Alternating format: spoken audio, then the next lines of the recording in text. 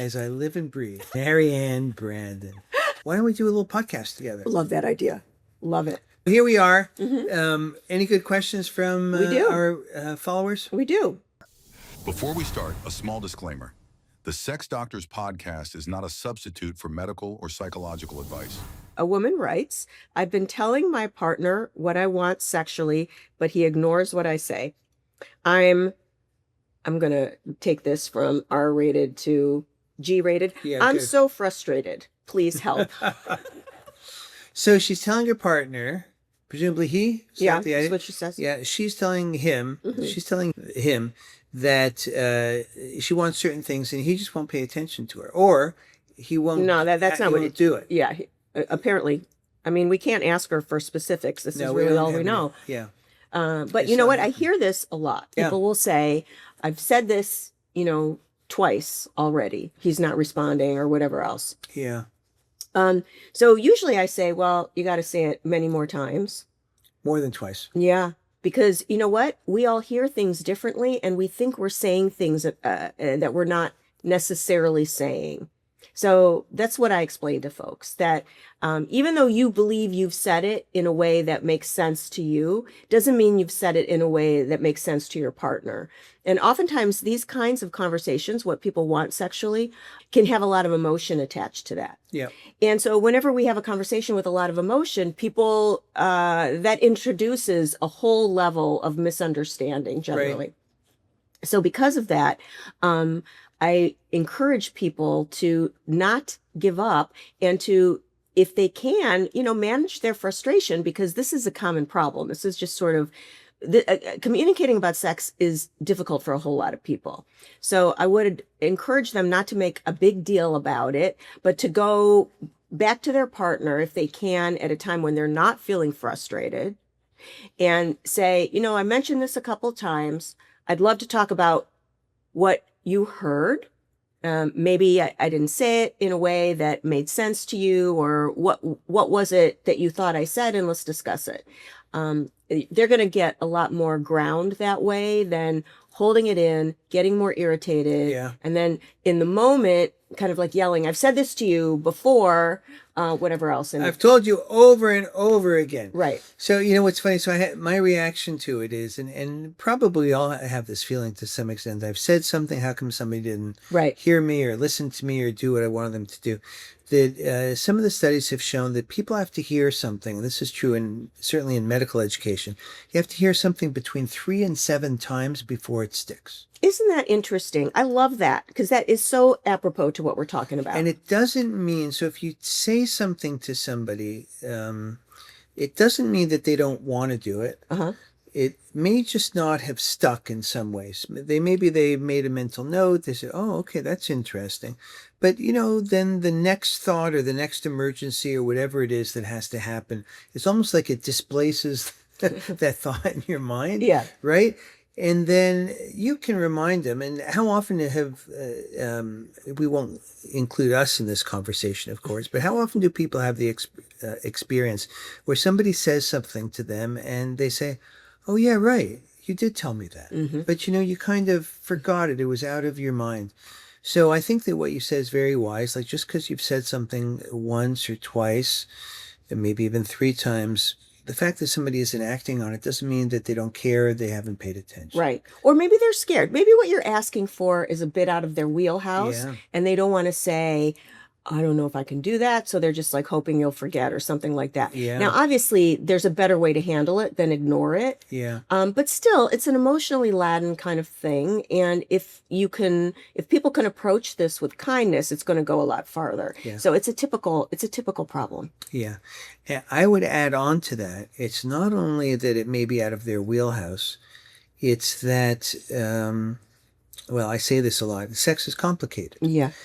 And it's hard to talk about. Mm-hmm. You and I talk about it here. Mm-hmm. We're mainly talking about other people. But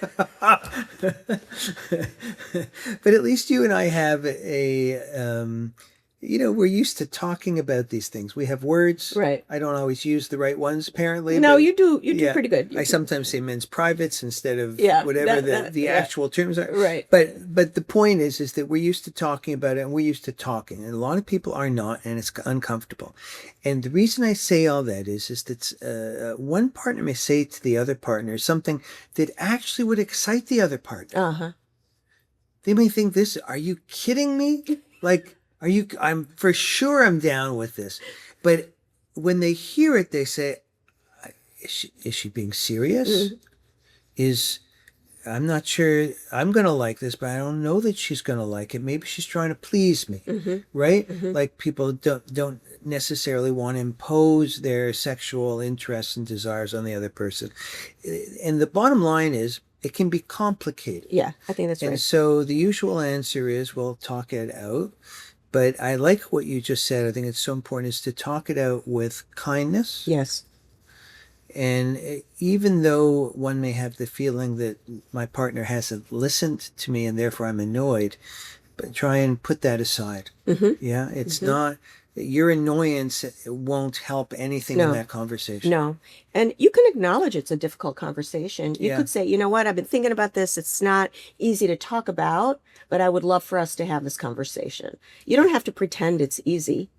No, I have an additional thought. The more you can make it sound like it would be fun for us to do. It's not like a demand. It's more like An adventure together. Yeah.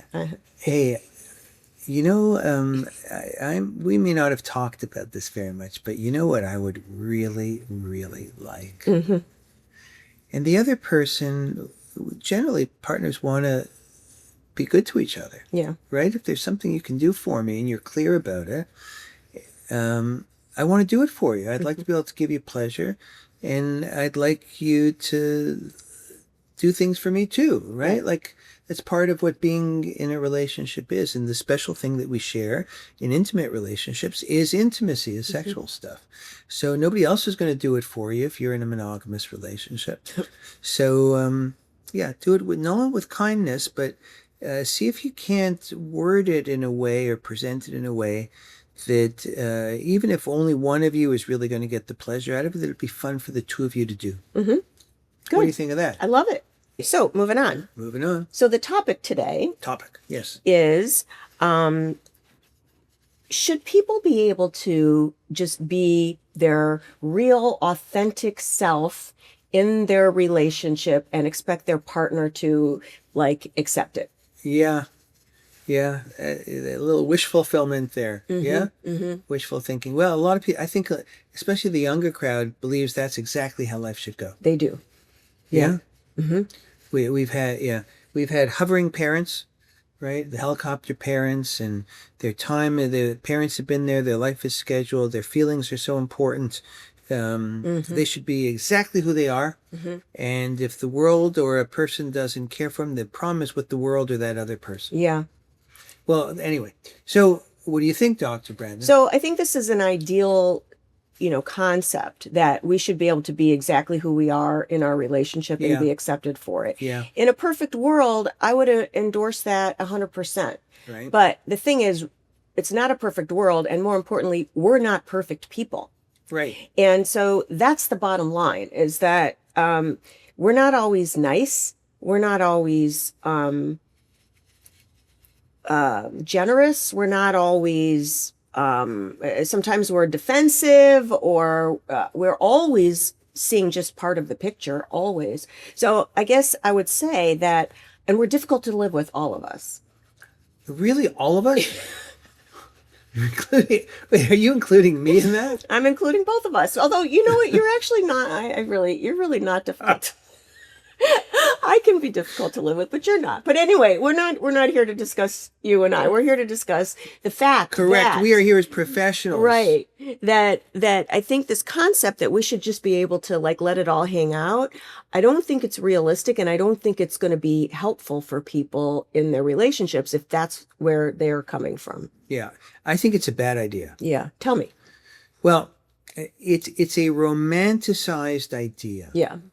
And, you see in movies, in books, if anybody reads them anymore, there's always somebody who says, that was the person who loved me or who loved you, whatever, warts and all. Mm-hmm. They knew the worst parts about you, they accepted you, and they loved you. Mm-hmm. Or it's sometimes said, and I think there's some famous poem, whatever, he didn't love me despite my faults, he loved me because of my fault. Like, right, they accept all of you, every little thing. Mm-hmm. And, you know, I'd like to think that people, when they are in love and in relationships, are totally accepting of other people. But there's a limit to it. Right. There's a limit to it. Yeah. If somebody is being a pain in the ass, they are being a pain in the ass. Mm-hmm. And they may feel like they're just self-expressing. But here's what I would say to people is get a freaking grip. Get a grip, because when when somebody is nasty, nobody likes it. No, that's and for sure. nobody has to really wants to put up Right. with it. So, you know what? When you say we want someone to accept us warts and all, this is one of the concerns I have about AI, because AI will do that. So these idealistic images of what we should be able to get out of a relationship, AI will offer it, no problem. It's a machine. It's an algorithm. It'll do exactly what you want it to do. So unfortunately, I think people are going to get these unrealistic expectations met with AI, and what that will mean for them down the road with humans, I think it's anybody's guess, really. I think it's a big deal. Yeah. You know, in that's very interesting about the AI thing.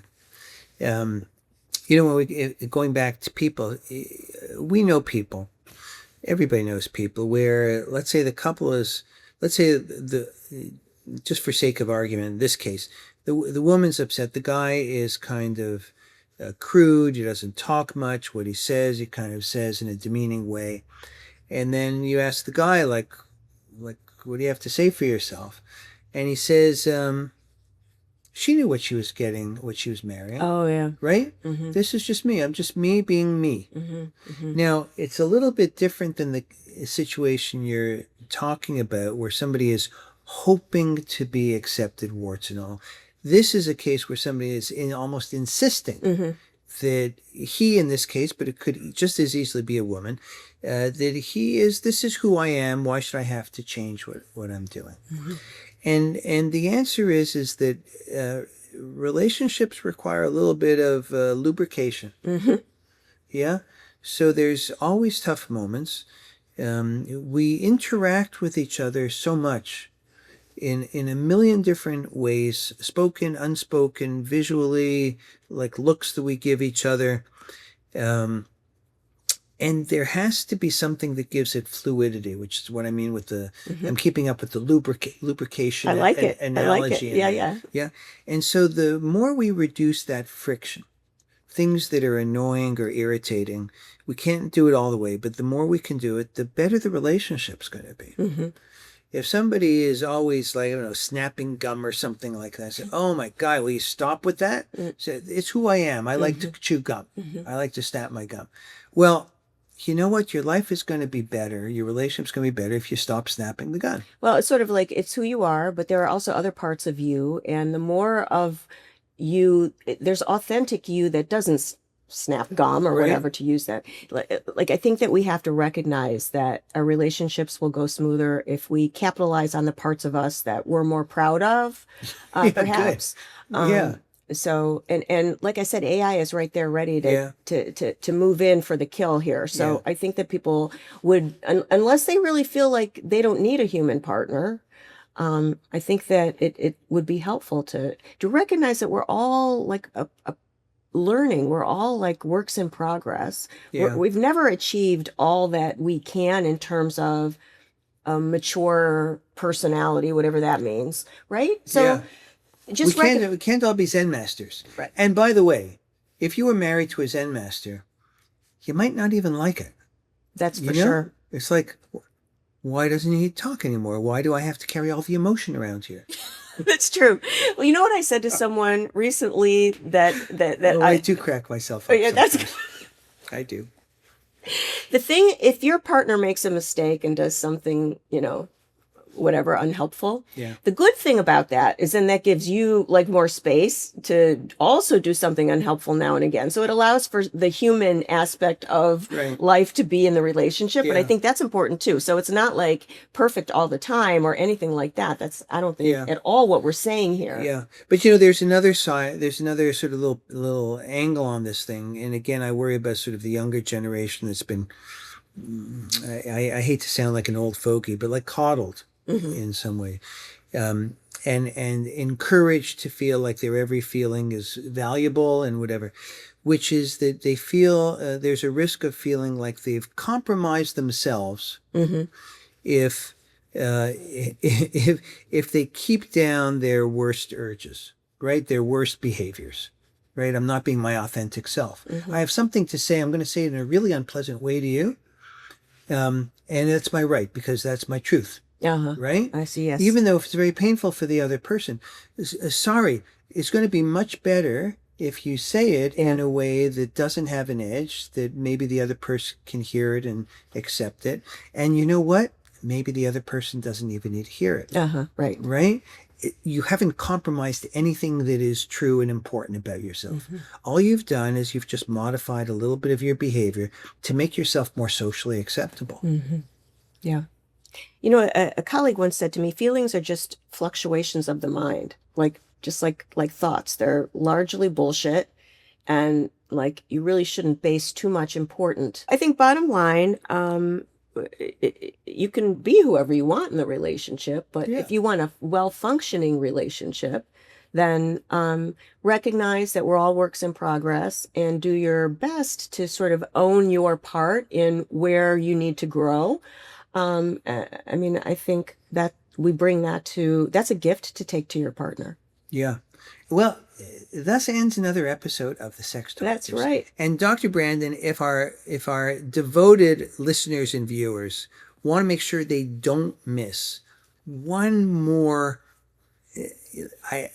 iota of what it is that we have to share, what should they do? They should go to our podcast or go to our website, which is the sexdoctorspodcast.com. Don't forget the at the beginning, Yeah. thesexdoctorspodcast.com. And what should they do? They should subscribe. Subscribe. Yes, and we'll be so happy to have you. Send your questions and your comments coming in. We love to see them. And we'll see you again next time. Bye-bye. Bye-bye.